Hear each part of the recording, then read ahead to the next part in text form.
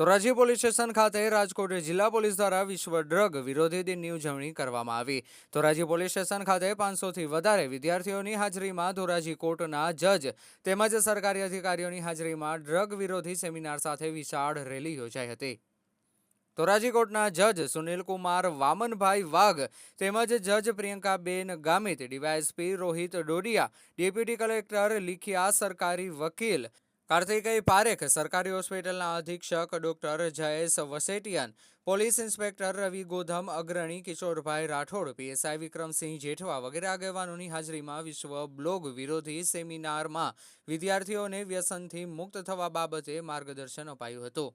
ત્યારબાદ Dhoraji police station ખાતેથી વિશાળ જનજાગૃતિ રેલીને આવેલ અધિકારીઓ દ્વારા પ્રસ્થાન કરાવીને શહેરના જુદા જુદા વિસ્તારોમાં રેલી ફરીને લોકોને જાગૃત કર્યા હતા। રિપોર્ટર ફિરોજ જુનેજા, ધોરાજી। આજનો દિવસ એટલે વિશ્વ એન્ટી ડ્રગ ડે, એના અનુસંધાને ધોરાજી સિટી પોલીસ સ્ટેશન વિસ્તારમાં એક મોટી રેલીનું આયોજન કરવામાં આવેલ છે અને તમામ વિદ્યાર્થીઓ 1500 જેટલા વિદ્યાર્થીઓ આ પહેલામાં જોડાયેલા છે અને 14 જેટલી સ્કૂલો એમાં ભાગ સ્વયંભૂ લીધેલો છે અને પોલીસને સહકાર આપેલ છે। પોલીસ તરફથી આપ સૌ મીડિયાના માધ્યમથી એવી પણ એક અપેક્ષા રાખવામાં આવે છે કે આ વિદ્યાર્થીઓ જે પોતે જહેમત ઉઠાવી અને રોડ ઉપર રેલી કરવાના છે તો તેનો સંદેશ ફક્ત એટલો જ છે કે આ એન્ટી ડ્રગ ડે છે એને એક દિવસ પૂરતો નહીં પણ કાયમી માટે ઉજવવામાં આવે અને કોઈ પણ જાતનું વ્યસન એ પોતાના માટે અને સમાજ માટે એકદમ ખરાબ છે એનું એક ઉદાહરણ પૂરું પાડે અને પોતે તમામ નશામાંથી મુક્ત થાય અને નશાને જાકારો આપે એના માટેનો આ એક પ્રયાસ છે પોલીસ વિભાગ તરફથી, જેમાં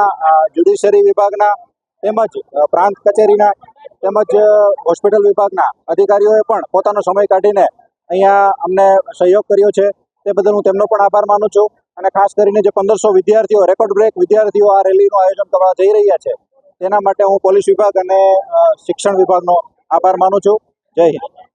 આપણું શરીર સ્વસ્થ હશે તો આપણે બીજી કોઈ પણ એક્ટિવિટી, આપણી કોઈ પણ બીજા કાર્યો, પછી તે એજ્યુકેશન હોય, રમતગમત હોય કે કોઈ પણ ફિલ્ડ હોય, આપણે બહુ સારી રીતે એને સુપેરે પાર પાડી શકશું।